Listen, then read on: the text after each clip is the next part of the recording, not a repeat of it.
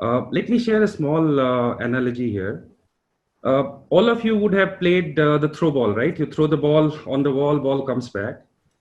And if you recall as a child, you are looking at, variables. What is your angle of throw? What is the velocity of the ball? What is the distance between you and the wall, right? That's how we have been doing traditionally scenario planning. Problem here is we are right now at a situation where the wall itself can move. So I do not know right now whether the final, consumption impact or GDP impact, is it going to be minus 5%? Over last 2 months, I have reassessed this impact 3 times already. And I think I've told myself that I'm going to now, instead of, keep making new scenarios, I'm going to move into a more dynamic scenario planning. And that's what we are doing in Vedanta now. So let me call it enhanced scenario planning. So that's basically a combination of multiple scenarios from, an optimum one to a worse one. And if I just summarize, you are right, the actions are generic, especially the short-term ones for all CFOs.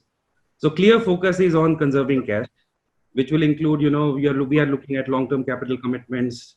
Do I need to defer them? Do I need to look at it? Working capital has been an immense focus for, I'm sure, everybody who is sitting here.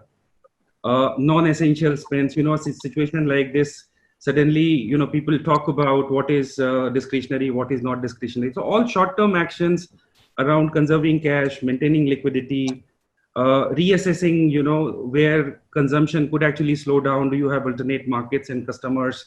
What would you do if Indian economy do not open up for next 2 months? Can you export everything? So of course, all that, is getting done. And I think as CFOs, we are at pretty much driver's seat to be able to do that and being always aware and alert. But if I look at medium term, and I'm going to be a little bit more specific to my industry, we are, primarily a mine metal manufacturer. So if you look at value chain, we sit at pretty much bottom of it. So, for example, let's say if one of you decides to buy a house, would translate into Tata Steel's ability to sell steel to that manufacturer. And if that cell is galvanized, I will have an opportunity to sell my product. I'm sitting so far. So it also makes it a little bit more difficult for me to see what could be a long-term, medium to long-term impact. So, we have taken a couple of assumptions. If I step back, I actually see opportunities here. Now, why I say that, for companies like Vedanta have a very strong balance sheet, so cash is not really a problem. We are looking at, if some of you would know Hindustan Zinc, it has a PSU lineage. So I'm saying everybody might have a different situation, but first opportunity, I think, is to actually use that organization to reset, discover itself from a cost perspective. I'm sure all of you would agree that the moment, CFOs drive cost optimization as an agenda, the whole organization, there is a lot of pushback, there is a resistance to change. But COVID actually creates an opportunity now where the resistance is lower. So it's almost like my race has just become a little bit easier. So that clearly becomes a very clear focus. And I think chances of success right now in making some of those structural changes are more than any other scenario in a normal scenario. So that's first opportunity. Right. Second, in a predominant manufacturing organization, like we are a mining, we focus is on manufacturing and production. Margin is rarely understood beyond few people across the organization, because everybody else just understand your core competence, which is production.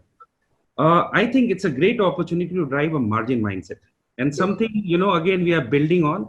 It's part of my, let's say, new 1-year strategy. We are converting every operating location into a profit center, something which has never happened.